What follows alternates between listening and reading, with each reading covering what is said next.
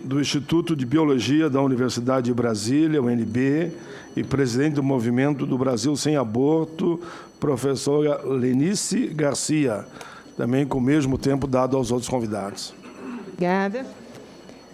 Também vou fazer uso aqui de estar mais perto da tela, que acho que é mais fácil falar. Então, agradeço o convite e, sem mais delongas, né? Bom, só antes de começar, eu quero colocar que eu não fiz uma cópia do meu diploma, mas que eu também sou formada pela USP e sou doutora pela Universidade Federal de São Paulo. E vamos falar aqui de ciência. Então, o aborto, né, colocado nessa SUG, regula a interrupção voluntária da gravidez, esse eufemismo, até as 12 semanas. 12 semanas, aqui uma figura de livro, já tem olho, tem orelha, tem costas, tem baço, e tem, inclusive, se for uma menina, útero.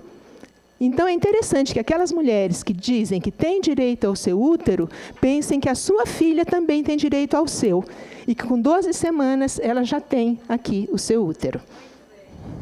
Bem, eu vou basicamente basear minha fala em duas perguntas que foram feitas até repetidamente na audiência passada, que eu tive a oportunidade de assistir, em parte presencialmente, em parte pela internet. Perguntaram, o que vocês querem? Né? Vocês, nós que somos contra a aprovação desse projeto de lei. O que nós queremos? Eu vou tentar responder isso brevemente. E depois, qual o fundamento científico para dizer que a vida começa na fecundação? Então, também, né, dentro da área da biologia, explicar quando que a vida começa. Então, o que nós queremos? Tá? A escolha, me parece que vem sendo colocada de uma forma equivocada, né? A escolha é colocada assim, olha, a gente precisa do aborto legalizado porque a gente tem o aborto clandestino. Então, para escolher entre o aborto clandestino e o aborto legalizado, eu fico com o legalizado. É isso que nos tem sido dito. Mas eu penso que a nossa escolha é entre o aborto e a vida. E é isso que nós procuramos, a vida da criança e a vida da mulher, a vida da mãe e do filho. Certo? É isso que nós queremos, a vida do filho e da mãe. E aqui eu exemplifico com uma figura de uma criança nascida nos Estados Unidos, sobrevivente com menos de 500 gramas. Certo? É o terceiro menor bebê nascido no mundo. Em inúmeros dos países ditos desenvolvidos, essa criança sequer teria ido para uma UTI.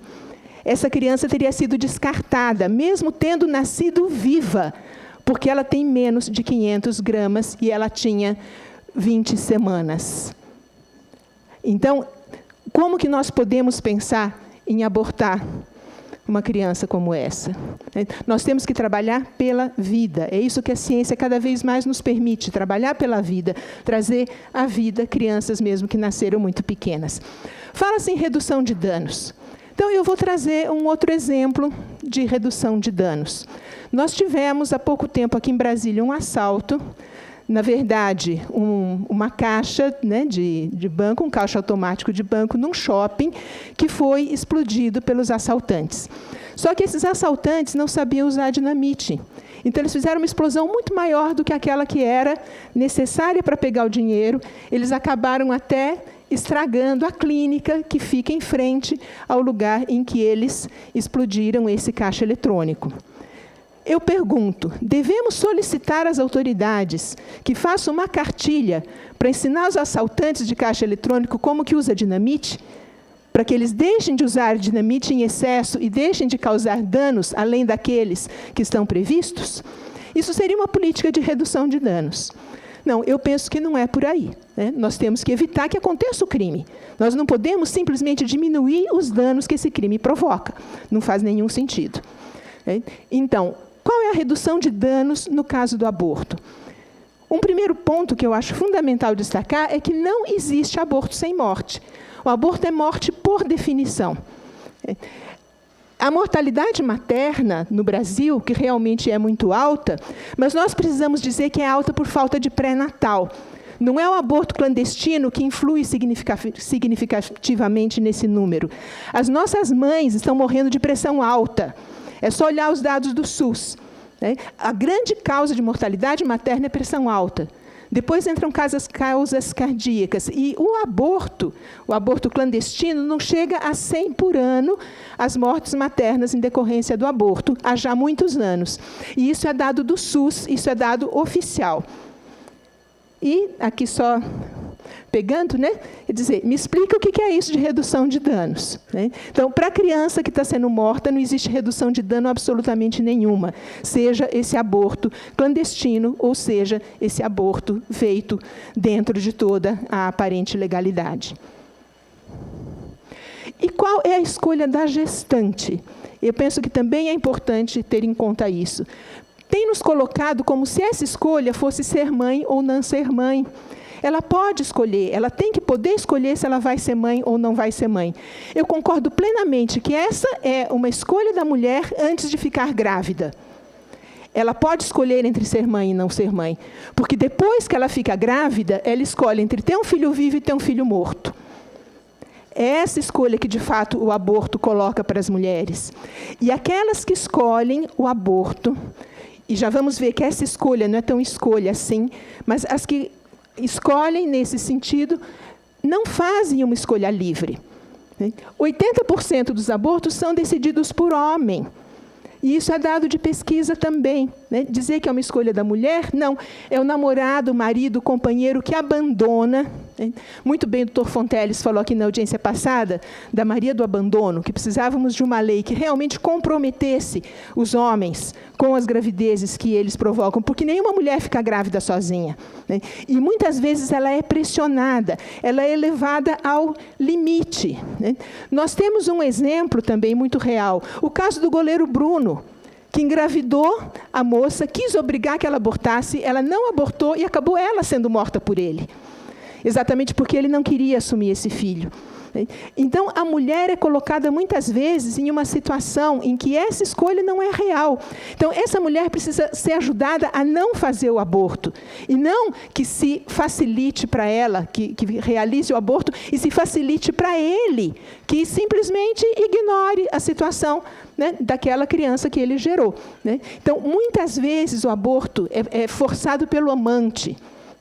O homem que é casado, que não quer que saibam que ele engravidou uma outra mulher, e vai obrigar... Eu conheço mulheres que fugiram de casa para poder ter esse filho. Então, e que muitas vezes, se não conseguiram isso, foram forçadas pelo homem a abortar. Então, é todo um submundo que está aqui, que é muito simples dizer que é a escolha da mulher, mas essa não é a realidade. 80% das vezes é o homem, o que paga, o que leva e depois some. Ficar lá na hora fazendo aborto junto, não, isso ele não faz, não.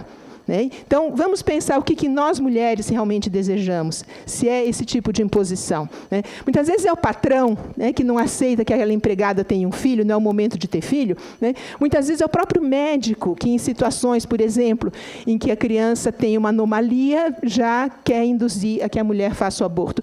E a mulher que carrega as consequências, porque ela sabe que matou um filho. E, por isso, o aborto influi muito na saúde mental. Eu trago aqui um artigo publicado no British Journal of Psychiatry, em 2011, feito a partir da revisão de 22 projetos de pesquisa, 877 mil mulheres, sendo que 163 mil fizeram aborto. Aborto legal. Todas essas mulheres fizeram, nos seus países, aborto legal. E os resultados vão indicar, de forma consistente, que o aborto é associado com um aumento moderado a alto dos riscos psicológicos, de problemas subsequentes ao procedimento. Fazendo uma síntese desse artigo, o risco de doenças mentais é 81% maior em mulheres que fizeram aborto, 10% dos problemas mentais podem ser diretamente atribuídos ao aborto, elas têm 34% mais ansiedade, 37% mais depressão, 110% mais alcoolismo, 220% mais uso de maconha e 155% mais suicídio. A tendência suicida em uma mulher que já fez aborto é 7 vezes maior do que nas mulheres que não fizeram. Isso é dado de um outro artigo que eu não trouxe aqui. Então, o que nós queremos? Nós queremos manter o reconhecimento de que o aborto é crime. O aborto precisa, sim, continuar sendo crime na nossa legislação. Nós queremos limitar a impunidade das clínicas de aborto e do tráfico de medicamentos abortivos. Nós queremos apoio à mãe em crise. Nós queremos acolhimento da sociedade para essas mulheres em crise de aborto. Nós queremos políticas públicas para a gestante e a criança, educação, políticas de prevenção à gravidez indesejada, qualidade de vida para a mãe e seu filho, e não a falácia de redução de danos, que é simplesmente um aparente caminho mais fácil para que a mulher faça o aborto legal e não o clandestino. Nós queremos que a mulher tenha o seu filho e seja feliz com ele, e é nesse sentido que a sociedade deve ajudar. Eu conheço muitas instituições que dão essa ajuda às mulheres, e a maior parte delas desiste de fazer o aborto, quando tem um ombro amigo, quando tem alguém que as ajuda. Nós não podemos, como sociedade, negar à mulher grávida esse apoio. Aborto no SUS é o que pede, né, a solicitação aqui, que motivou essa audiência pública. Eu pergunto, será que o SUS vai mesmo conseguir fazer esse aborto? Olha, essa mulher aqui, ela tem um mioma, e faz 2 anos ela está na fila do SUS para operar esse mioma e não consegue. Câncer de útero, por lei aprovada nesse Congresso, câncer, em 2 meses tem que ser feita a cirurgia. Os centros do SUS que diagnosticam câncer de útero e não conseguem fazer a cirurgia em 2 meses porque o SUS não libera. Então, será que eu vou pegar aquela mulher que está querendo fazer um aborto e vou passá-la na frente, na fila, daquela que está para fazer cirurgia de um câncer de útero? Porque, vejam bem, aborto até 12 semanas. A mulher vai saber que está grávida com 6, com 8 semanas. Ela tem 1 mês, 1 mês e meio para fazer esse aborto no SUS. Então, esse aborto não vai acontecer no SUS. Vocês sabem onde vai acontecer esse aborto?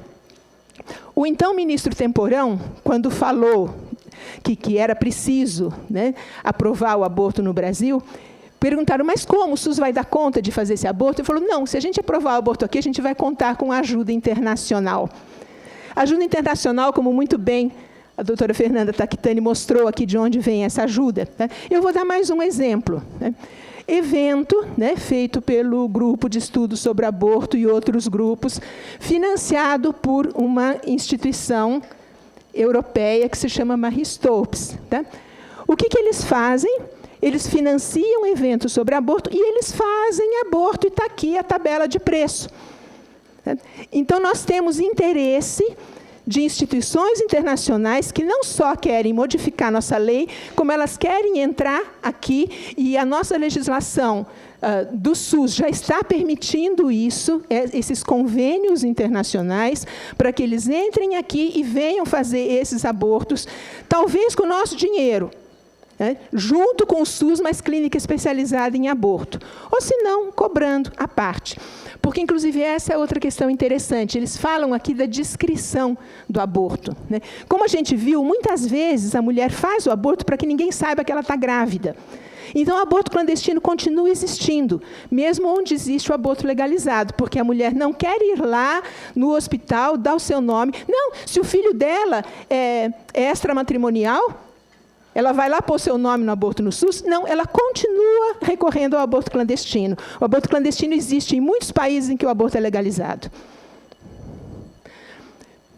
Um problema de saúde pública, eu sempre trago essa frase, se o aborto é o problema, o aborto não pode ser a solução. A nossa segunda questão, o início da vida humana. E eu trago aqui um artigo que foi capa da revista Nature, uma das principais revistas de ciência que nós temos internacionais, né, dessa pesquisadora, Madalena Zernicka Götz, e a Nature trouxe um editorial nesse número que fala o seu destino a partir do primeiro dia. É uma Nature de 2012. Essa pesquisadora ela trabalhou com células de camundongo, mas, evidentemente, a revista aplica a todos nós, mamíferos, o que é muito lógico. Então, já no primeiro dia, se define, na primeira divisão celular, qual célula vai ficar para a placenta e em qual célula vai se desenvolver né, o animalzinho, no caso, porque é um camundongo. Né? Então, a partir do primeiro dia, não só já existe um novo ser, como as suas células já vão se definindo e vão se diferenciando. Na primeira semana, né, aí por volta de 5º dias, eu tenho o blastocisto, que é, então, quando ele se implanta. Né? E eu não ia tocar no assunto da pílula do dia seguinte, porque eu acho que não é o foco, mas já que o Dr. Golop falou, né, vejam bem, 5 dias depois de fecundado, já está aqui. Né? Já está aqui, já formou o blastocisto. Então, se a pessoa vai tomar uma pílula do dia seguinte, até 5 dias depois que ela teve a relação sexual, como que isso vai influir na ovulação que já aconteceu lá atrás? Como isso vai influir na entrada do espermatozoide, que já foi há muito tempo? Onde é que está esse espermatozoide esses 5 dias? Me perguntem, me respondam. Se esse espermatozoide já não fecundou o óvulo, e se eu já não tenho aqui um blastocisto, que isso sim vai ser impedido de... Obrigada. Perfeito. Vai ser impedido de implantar, né, porque esse tecido no qual ele se implanta, é aí que a pílula do dia seguinte age também, segundo a bula do próprio medicamento. É só pegar uma bula estrangeira, a bula brasileira omite isso, mas pega a bula da Inglaterra, pega a bula da França, pega a bula dos Estados Unidos e consta na bula do medicamento, do levonorgestrel, que ele vai impedir a formação do tecido no qual se implanta o óvulo. O óvulo não, na qual se implanta o filho que essa mulher gerou, né? E ele vai ser descartado.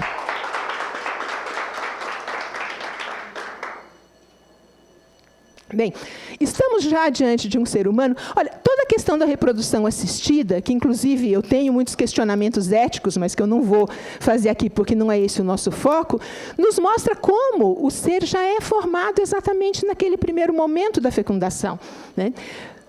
Nós temos, né, é fecundado, desenvolve-se por um pequeno período de tempo e é congelado. Né? Olha, um embrião congelado, se ele for de boi, tá? Ele pode ser comprado por $1.400. Tá? Então, nós estamos aqui, olha, embriões à venda, tá? Por $1.400. É um embrião de boi. Né? Por que esse embrião vale tanto? Porque as pessoas sabem que é um boi, né? Sabem que boi que é, de que raça ele é, quantos quilos de carne ele vai dar quando ele for adulto. E como a pessoa conhece que isso é um embrião de boi, ela compra e paga $1.400 por ele. O humano, a gente vai dizer que não sabe se é humano?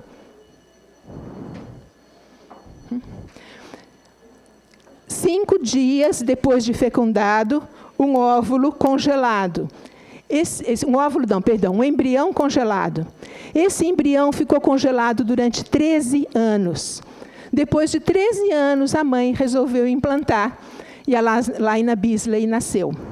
Né? Essa menininha aqui, que já deve estar com uns 5 aninhos de idade, aí, provavelmente. Né?